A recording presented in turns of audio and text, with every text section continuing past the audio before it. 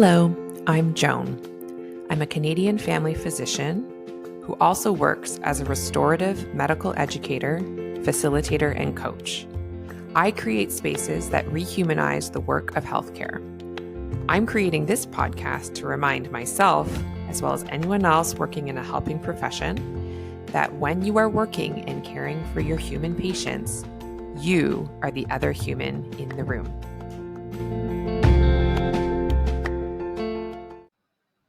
Hey there, healthcare humans. Before we dive into this week's podcast episode, I wanted to remind you of my upcoming workshop with my favorite embodiment coach, collaborator, friend, Jamie Lee Finch.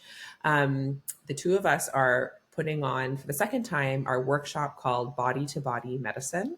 This workshop explores how the practice and experience of embodiment, which is really just experiencing the fact that we are human beings in human bodies, how does intentionally practicing that shift how we practice medicine? Not only because often we end up feeling better, feeling more connected to ourselves, but what wisdom does our body have to offer us when we are in the rooms with our patients and their bodies? We loved putting on this workshop the first time around in the fall, and we're so happy to do it again by popular demand. So it is happening on Monday, April 29th, 2024. It's happening at 7:30 Eastern Standard Time or 6:30 p.m. Central Standard Time. You can find more information on my website, joanchanmd.com/workshops, or you can go to jamieleefinch.com/body to body. If you check the show notes of this podcast episode, you will also find the way to register there. We really hope to see you there and look forward to connecting with you in that way. All right, on to the episode. Hello there, healthcare humans. Thank you so much for coming back for another episode of The Other Human in the Room. So as I record this, you might hear that my voice sounds a little raspier than usual. And that is because I'm recording this the day after coming back from the best retreat experience I've ever had. And I've had some good retreat experiences, but just like the most joyful, pleasurable, pure experience. And it was with other physicians, which makes it extra remarkable, in my opinion and in my experience. So this podcast won't be just like an advertisement for this organization, but also it was great. So I'm happy to share. I went to an in-person retreat with Voices Rock Canada, which is a choir nonprofit based, I think, it's based out of Toronto, up in Canada where I live. And it has all sorts of choirs. They're all like rock pop style choirs. And there's a kids one and a seniors one. And then there's a bunch of female physicians ones that sort of populated over the pandemic. And I'm really hoping to have someone associated with that organization on the podcast to talk in more detail of how it all began, because I am fascinated. So I won't get into too much detail, but I joined this choir, actually the online version of it, a few months ago, at the recommendation of one of my other physician friends. And I've been loving doing the online one, just zooming in every week. But there was something about being here in person with over 100 female physicians from like across Canada, all different specialties, but all with this like mutual love for singing and for choirs.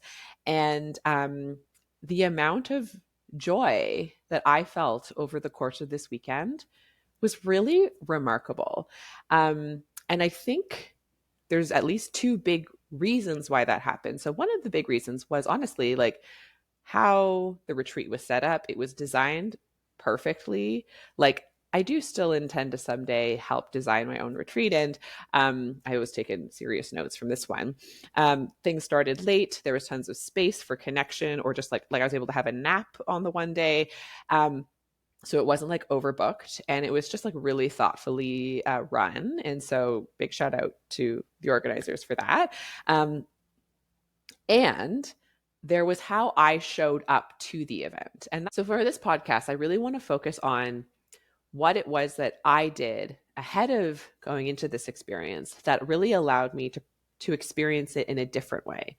That because I have spent time expanding my capacity for joy, I was able to actually enjoy it.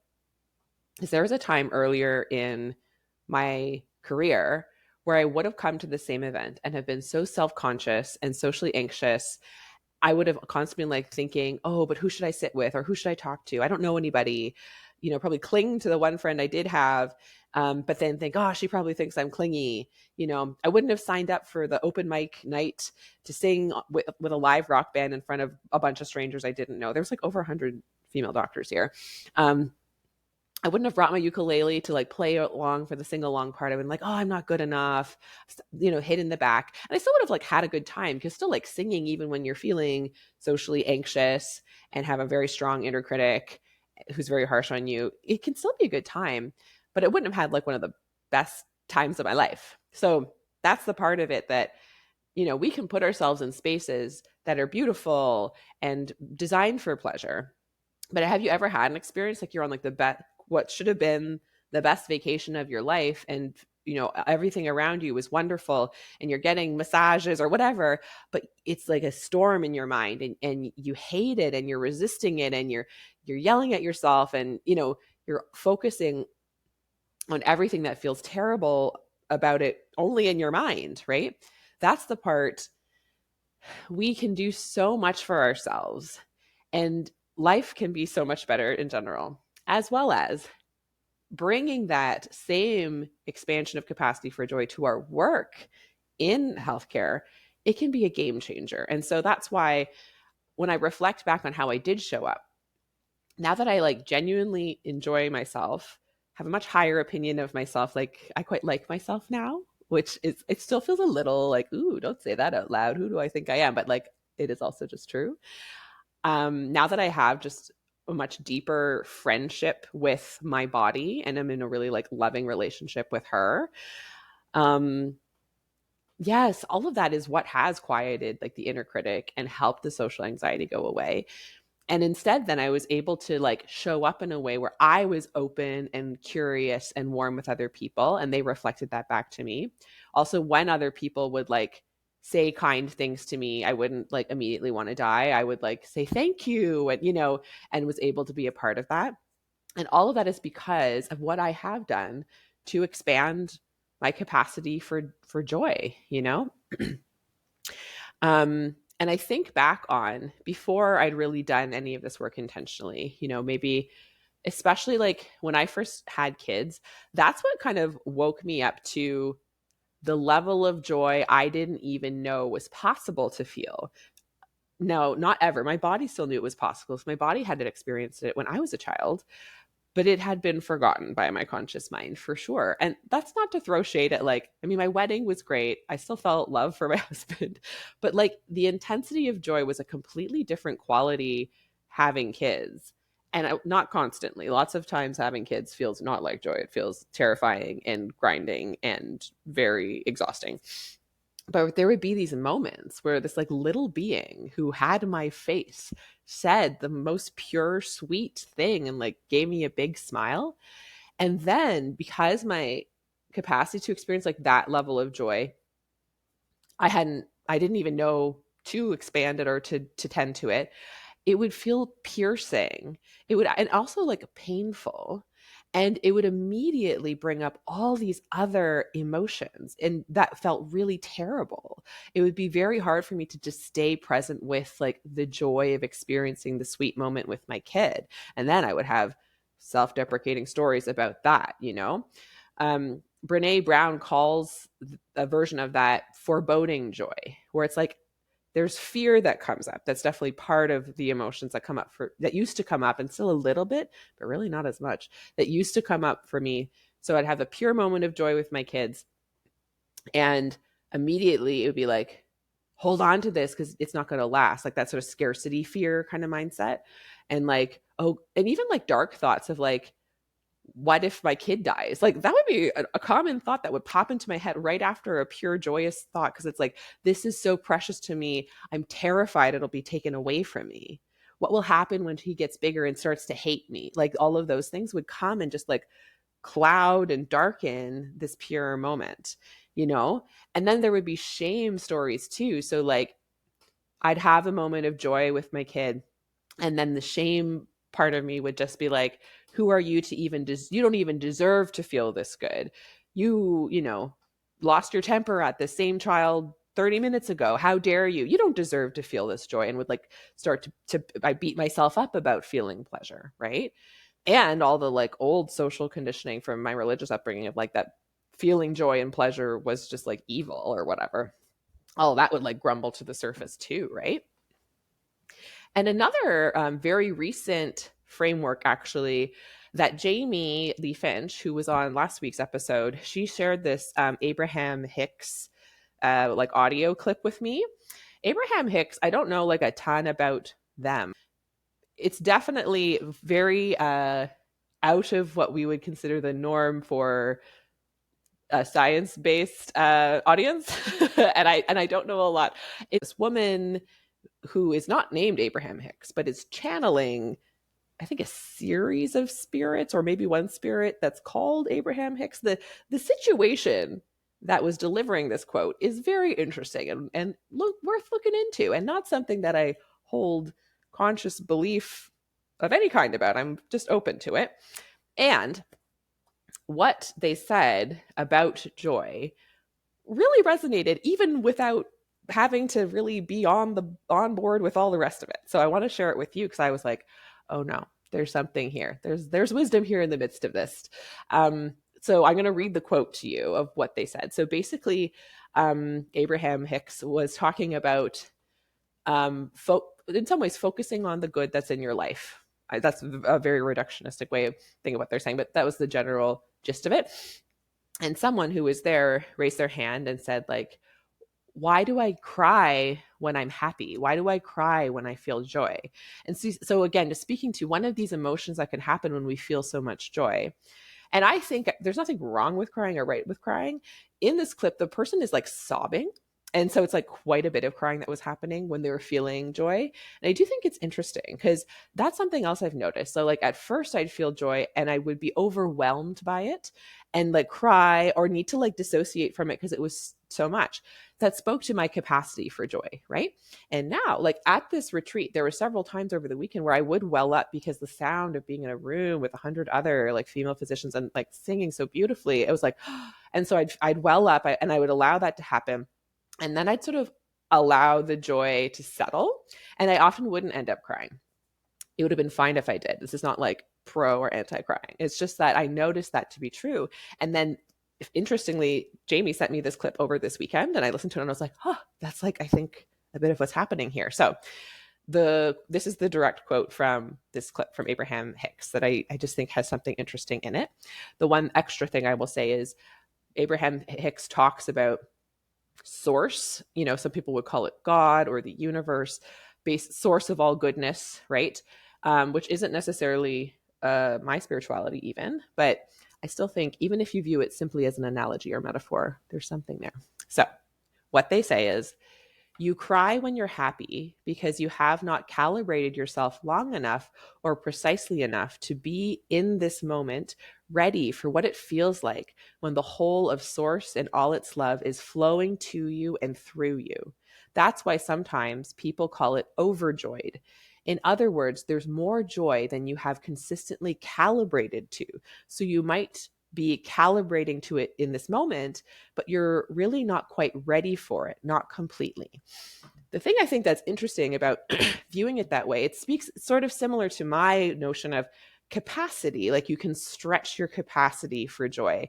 This is almost thinking of it as like a vibrational frequency thing, which is like what Abraham Hicks is all about, like literally vibrational frequency.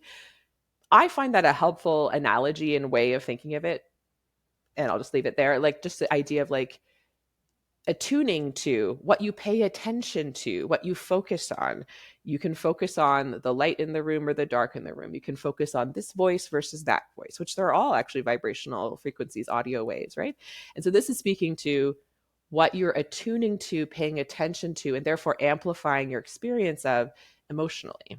And so if you don't have a ton of practice calibrating yourself, attuning to, noticing, and encouraging the sensations in your body that come with joy, no wonder when joy does smack you in the face, which it will from time to time because life has moments of joy no matter what, your body could experience them almost as alarming or as too much. And so you might get overwhelmed, overjoyed. You might then feel the shame. You might feel fear, like some of the other concepts I talked about, right?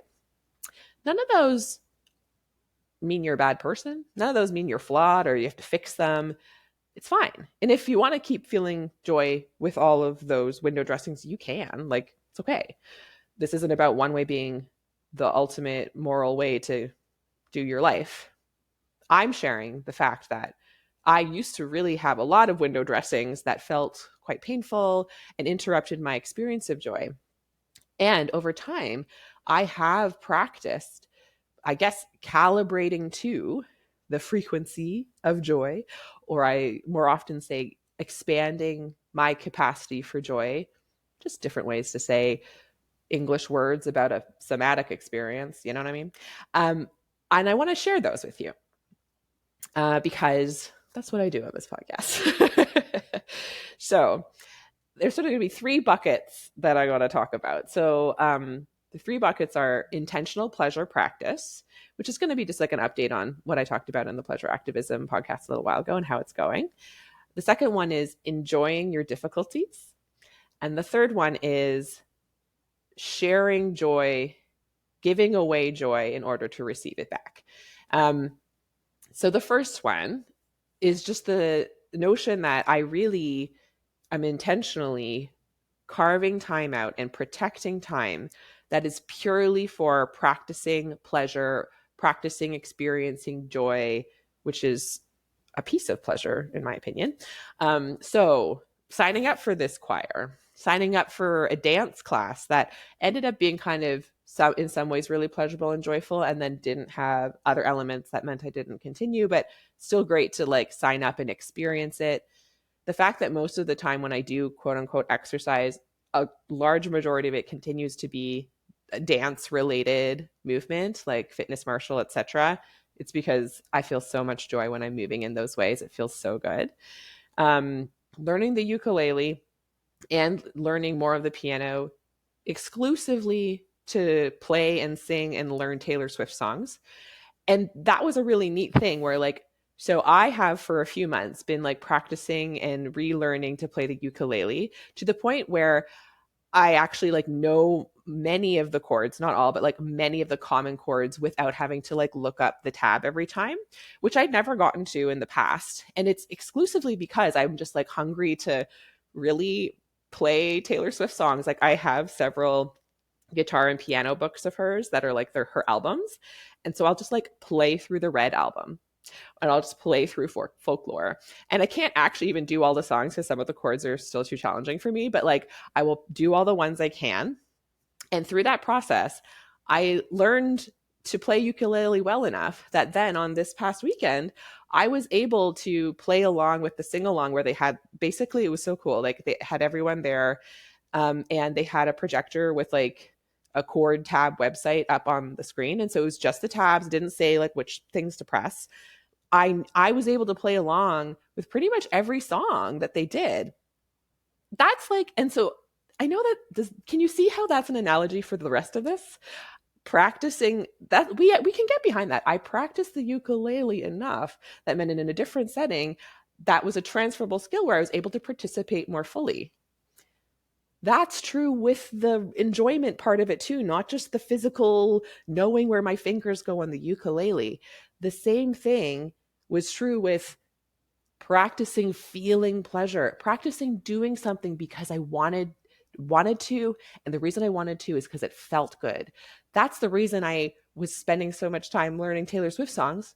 There's no other reason. I'm not going to win a prize for it. No one's going to praise me for it. I did it because I wanted to and because it felt good and I feel joy when it happens. And that meant in a completely different setting, not just to play the ukulele for the sing-along, but when I'm at work, when I'm at home, when I'm in hard situations, I still have that skill set. I just, as I said this out loud, I realized, oh my gosh, this is an analogy that's like baked in. So sorry if that feels like a real underline, but this is the whole thing. So, and even other things like walking in nature, spending time with my kids, etc. Like lots of amazing things that I really cultivate and intentionally ensure are a part of my week. Connection with my husband. Like these are things that I know bring me joy. And so I'm going to prioritize. That means I don't do other things in that time. And that's a useful skill to practice. And while you're doing it mindfully. So I could be doing all these things in a way where I'm still kind of dissociated from myself and just like, oh, that felt good. Moving on. Now I feel better. I've brought myself some relief from the bad feelings I felt before. That would be fine. And when I'm doing an intentional joy and pleasure practice, I try and bring as much of my full self to it and say, like, notice how I feel in this. Notice how, like, if you've ever done a yoga class where at the end, one of the Peloton people does this, it's like, notice the effects of your practice. So at the end, really tuning in and being like, how do I feel differently now at the end of the yoga session? So how do I feel differently now at the end of recording a podcast? How do I, because this is a pleasure practice too, actually. So thanks for being part of mine. Notice how I feel after playing through all of Taylor's version Red. Notice how I will feel after listening to Taylor Swift's new album, which is coming out this Friday at time of recording. Like, that's the other piece of it, like bringing the awareness to it, which further deepens the learning and really stretches the capacity. And so that is one of my sort of most obvious, and like you could see it in my calendar. That is how I am expanding my capacity for joy in my life. The second bucket, the second sort of category of ways I expand my capacity is enjoying my difficulties. So this phrase I actually got from someone. I had an experience many years ago, pre-kids. My husband and I traveled to Africa on a trip, a vacation, and we went to the Serengeti, and then we climbed Mount Kilimanjaro, and we'd sort of trained a lot before, and it was amazing. And when we were going up the mountain, there are guides that were coming with us. And it was interesting. We were having a conversation with the guides, and I think they were they did a lot to sort of like remind us how to pace ourselves, because it's a physically very challenging process, just even that much walking, but then you're walking uphill to thinner air, less oxygen, temperatures changing. Like, it's quite a physically challenging experience. And there was two of the guides that were there sitting with us at a meal, and one of them was saying something about like something like all your challenges and pain points will be worth it in the end, and so just think about how good it will feel later. And then another one of the guides spoke up and said, I actually view it differently. For me, the thing I remind myself and people who do this journey is to enjoy your difficulties. Don't wait until later for the prize of feeling good, but actually enjoy the difficulty that you're doing. And certainly, again, in the setting where I paid a bunch of money and signed up to do this. So instead of gritting my teeth thinking like it hurts so bad, but I'll feel so good later, how could I enjoy the pain and the challenge of doing it? And that really helps me, especially on the final descent. You wake up at ascent. You wake up at midnight and you're going through the night in the cold and the dark with your headlamp up this like gravelly end part with the thinnest of air. And I just like, there was not a lot to enjoy in an obvious way. There was not sensations of pleasure. There was a lot of challenge and strain on my body. And so I would just intentionally like breathe in joy, breathe in calm. Like, I just was like, it was a really spiritual, kind of spiritual, meditative, just like one breath at a time, one step at a time. And because of that advice, I was able to enjoy how hard that was. Not purely, I also had moments of panic and fear and whatever, but like I practiced that through that experience. And ever since then, that was like a quote I've written down. And in early days of practice, this was early on in my medical practice, I like went on this trip very shortly after like starting my family medicine practice and was having tons of difficulties at work, I'll tell you that. And sort of saying like, how can I enjoy this difficulty has been a really interesting puzzle and a really interesting frame to put on things. Let's put it that way. So, I mean, a couple examples. One that maybe sounds odd, but when my husband had cancer last year, One of the things that I really committed to, and that my husband did too, actually, in his own way, but we talked about it with each other, was what can we enjoy about this very, very difficult time of watching him go through surgery and chemo, tons of intense, painful, non-enjoyable at the surface emotions came up. And I've talked in the past of how I've learned to befriend and hold those and allow those and just experience them. And then they pass not actually that slowly. They pass pretty quickly when we just allow them up. And everything in that time, like the thing that I definitely was able to enjoy at that time is how everything felt so precious because we didn't know what was going to happen with him. And I would have moments of intense fear that I would have to process, well, that I chose to process. And I would also have times where I'm like, none of us actually know. I could get hit by a bus tomorrow, you know? None of us know. So that was a really pure, precious, enjoyable energy, honestly.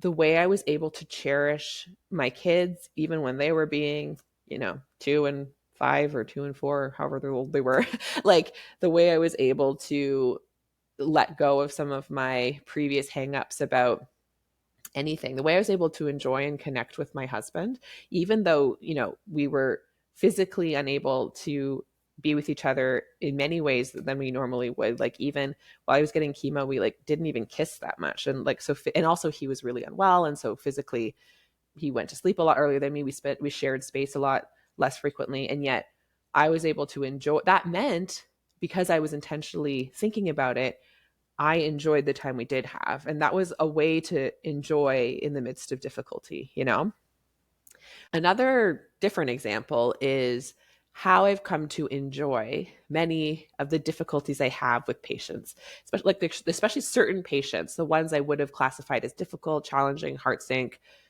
whatever in the past. Ones where I do see them quite frequently. They have a lot of concerns or demands emotionally, physically, etc.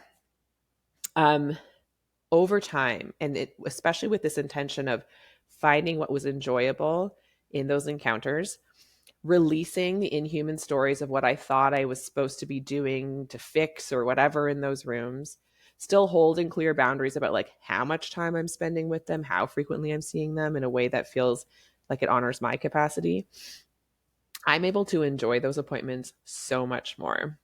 The thing I often think about, an analogy I feel is like, I just get on the roller coaster ride that is John Smith. That's not the name of any of my patients, but like John Smith, when he comes in the room, and I know it's going to be lots of questions and lots of fears and lots of symptoms that he's had over the past month.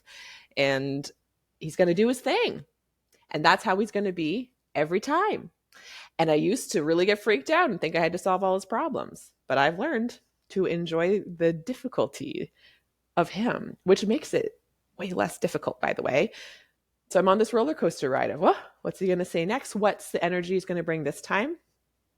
And just enjoy like the wildness of humanity. That's the thing find myself just saying so much more, whether it's my patient or like a colleague sharing their story of their patient. I'm just like, humans are wild. We humans, am I right? Like I just like really almost appreciating, even when it's like, whoa, that's not okay, but like still finding a way to appreciate it at the same time.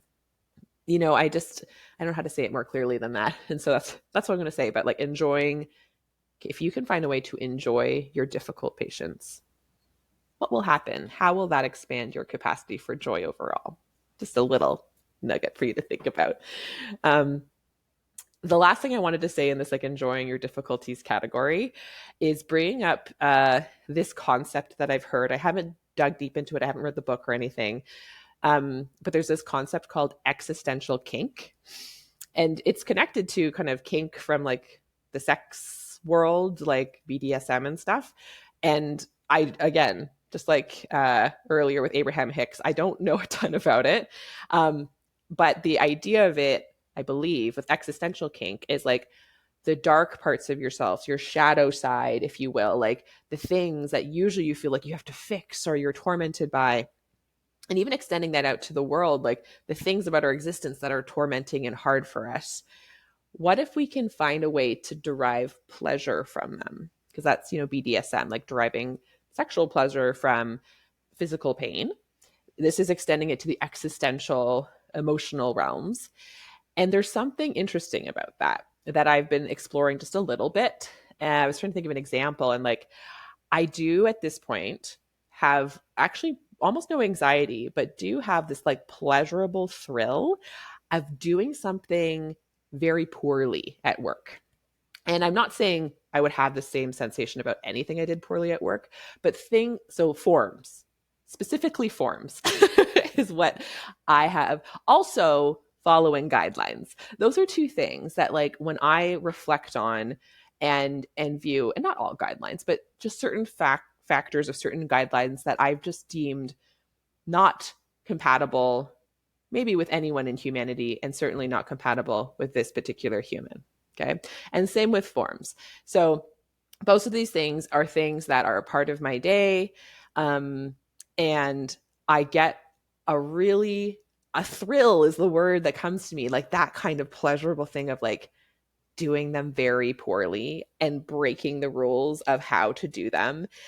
For forms is a lot of see copy of notes, because like, why are you asking me questions if you also just want my notes? I don't have more information to share with you than those. So I'm like really playing with that, and it feels like there's a part of me that's like, I'm gonna get in trouble, oh my gosh, how could I thought I was a good doctor, and da da da da. But there's another part of me that's like, this is badass, or this is like, ooh, I'm being so bad, like in that like pleasurable way. And yeah, so there's a lot of things that we could spend time being anxious and beating ourselves up for that we just simply do anyway, and we do it poorly. So what if we instead like gave ourselves a little thrill about it? So saying no to a patient, we could feel all guilty and shamey about it. And maybe an and instead of an or. And is there a part of you that really enjoyed saying no? There's the other parts of you that feel very, very bad.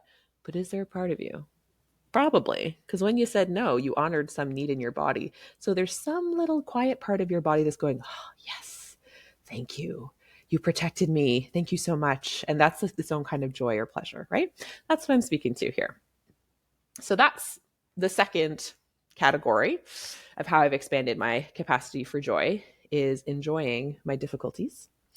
And the third category is how to share joy, and expanding my capacity for joy is deeply interconnected with actually expanding our collective capacity for joy. And that's, I think, this weekend is just a classic example of that.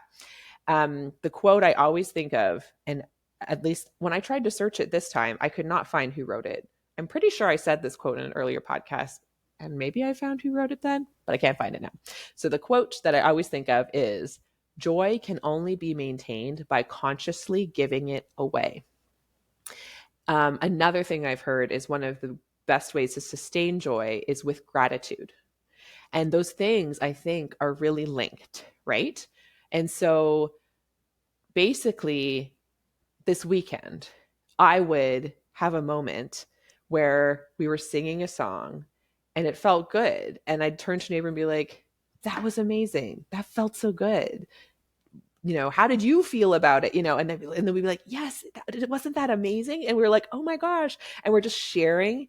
That's us giving joy away to each other. Like when we all would clap and cheer, that was us all giving joy to the amazing choir director that was leading us, and also to each other. It's like a celebration, really, is a way that we give joy away to one another and then feel it in return.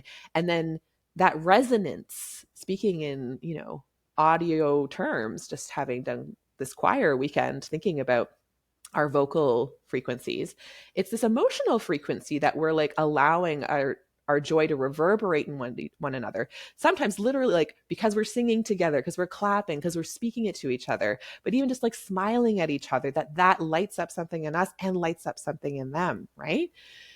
And there would have been times in the past where I would have felt shy to do that, or I've been like, oh, I'm too much, or I'm being silly. I'd have moments in conversations with these amazing female physicians, and they would say something and I'd be like, wait, what? Tell me more about that, because it would be this like they're saying it so casually as if like everyone just did this incredible thing they do. And I'm like, tell me more about it. And there would have been a time in the past where like, oh, you're being nosy or something, but like, no, I want to know about that. That is actually a way of me like sparking joy and interest and curiosity about something and offering it to them by my like positive affirmational, like, tell me more. Wow. And like they'd say it, and I would whether it's complimentary or at least I would remark on how I felt or what it made me think of for them to say whatever they said to me, right? And even in the reverse, which like I do still want to continue to expand my capacity for this part of joy, but like people would come up to me and like give me a compliment, whether it was about like singing Teenage Dirtbag with my friend Sarah at our open mic, which was very fun. Or some people recognize me from the podcast, or I don't know, like they like my shirt or whatever that day. And in the past, I would have been like, no, no, no, like try and hide and be all like ashamed about being complimented. But I really practice. They were giving me joy. And so now I'm like, let's collectively keep doing this. So I would really practice like, thank you so much. It feels so good to hear you say like, thank you so much. I also liked the thing you did, or, you know, like try and just keep this joy train going, my friends. And that like, that was just so good this weekend. I think that was a real key ingredient in the secret sauce. The other stuff was there too, but this was a key component, was really recognizing the collective power that is there when we are consciously giving our joy away to each other. Guys, if you hear more like choppy editing in this one, I've had to pause to like drink water for my raspy voice many times, which I know means I need to work on pacing how I sing. I sang more on Saturday than I like the hours of time I spent singing. I've never spent that much time singing, even in my like worship team days in evangelical Christian churches. And the voice needs a little rest. So I'm going to wrap this up soon. I'm wrapping this up now, actually. So the last thing I want to say about that collective thing is like, just to put an even finer point on it and to make it sound incredibly delusional and grandiose, but true, this collective joy sharing, so each of us individually expanding our capacity for joy so that, you know, including carving out time to actually just practice joy intentionally and like learn what it even feels like. And then also finding what feels good about all the other crappy stuff that we have to do that's hard and a grind, because healthcare has, you know, people's traumas coming in and people on their worst day and things where it is not so obvious where the joy is, but finding that too. So those are the individual aspects in many ways. And then this collective aspect of now that we've had a deeper expansion and access to our own joy, to share it with one another, which not only then further expands our own capacity for joy, but just the collective capacity. The 100 female physicians who were there, 100 plus that were there, I hope that they all noticed how this weekend and how participating in this choir expands their capacity for joy, for love, for connection. And they bring that to their work. This is one of the ways we save healthcare, folks, including how we joyfully set boundaries around things, including how we joyfully advocate for more funding, etc. But like, if we can feel good while doing those hard things, we're freaking unstoppable. Okay? That's all I want to say about that. So with that grandiose vision in mind, back to you as an individual who may be less interested in the sort of systemic parts of how my brain works, system-focused ways. I want to ask each of you to really think about, so like what I've shared, what resonated with you, what do you now recognize? Oh yeah, that is already a place I practice calibrating to the sensations of and vibrations of joy.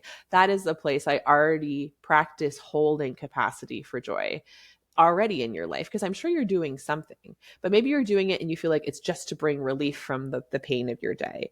So what if it could be more than just that? It could still be that. And what happens to it when you intentionally think of it as expanding your capacity for joy and for pleasure? Something will happen when the way we approach something and the intention with which we approach something changes the outcome we get to that thing. It really does. So what's already an individual thing you're doing? How could you experiment with enjoying your difficulties whether the existential kink thing sounded interesting or whether simply riding the roller coaster of a difficult patient, like whichever pieces of that sounded accessible or interesting to you, where could you enjoy your difficulties a little more while still holding space for the fact that they are difficult too. So it's not like a gaslighting yourself or shaming yourself for finding them difficult. It's about actually the opposite. It's about holding space for the fact that it's difficult, looking at that and finding joy within it. Okay. And then the last thing is, how could you be in the practice of giving and receiving joy to people in your life, knowing that some spaces will feel easier. Like I will say, this choir retreat, like it was easy for me to give and receive joy because it was so clearly already happening. So I got to just participate in like just like so kind, so warm, so open. I was being that way too, but they also were also being that way already. I've certainly been in other spaces with physicians or other clinicians where just with how guarded they are, their armor, where it was more challenging. But looking for those opportunities when they come. And in any case, you still get to feel the joy as you give it away, even if it bounces back at you, even if it's not quite received. You still get to experience that. So which one of those feels like most resonant to you? What do you want to take as an intention into your week as you listen to the options I've provided? And that's it. If you're listening to this and you were at that retreat, hello, you're great. If you're listening to this and you're like curious about this choir, like send me a DM on Instagram or contact me through my website. And it's called Voices Rock Canada. And you can like see what they have going on in terms of offerings. It is definitely only for Canadians. And really, because it's focusing more on the in-person choirs these days, it's more sort of focused in certain geographical locations. But like check out their website and see if it applies to you. And even if it's not that particular choir, I hope you find your thing. I hope you find your multiple things that bring you joy and expand your capacity for joy, because it's not a luxury. It's not an extra. It's an essential for us as humans. All right. I'll talk to you next week.